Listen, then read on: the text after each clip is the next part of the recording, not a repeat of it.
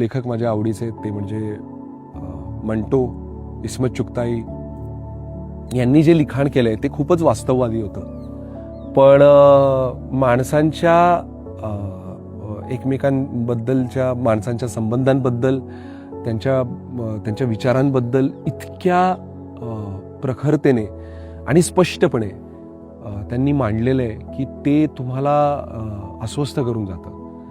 मुळात त्यांची बरीचशा कथा बरेचसं लिखाण हे फाळणीच्या काळातलं असल्यामुळे त्यातली दाहकता सुद्धा त्यांच्या कथांमध्ये आपल्याला बघायला मिळते. त्यांचे कथासंग्रह मी कधीही काढून त्यातली कथा जेव्हा मला कंटाळा येत असतो तेव्हा मी कुठलीही कथा काढून वाचू शकतो आणि ती बरेच दिवस मग तुमच्या डोक्यात घोळत राहते. तर अशा पद्धतीचं त्यांचं लिखाण आहे. मंटोचं आणि इस्मत चुगताई एक पद्धतीचं लिखाण आहे.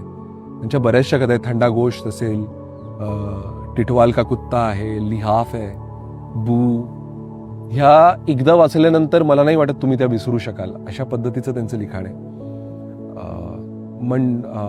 मोठले ग्रुप जो आहे नसीरुद्दीन शाह यांचा, ते बऱ्याचदा यांच्या कथांवर आधारित नाट्याचं सादरीकरण सुद्धा करायचे. त्याच्यामुळे सुद्धा या कथा आणखीन जवळच्या झाल्यात. कारण जेव्हा नाट्य सादरीकरण केलं जायचं तेव्हा त्या शब्दांमध्ये, त्या कथांच्या शब्दांमध्ये एकाही शब्दाची हेरफेर केली जात नसायची आणि जेव्हा ते परफॉर्म व्हायचं तेव्हा आपल्याला जाणवायचं की ह्या कथांची भाषा किती सुंदर आहे.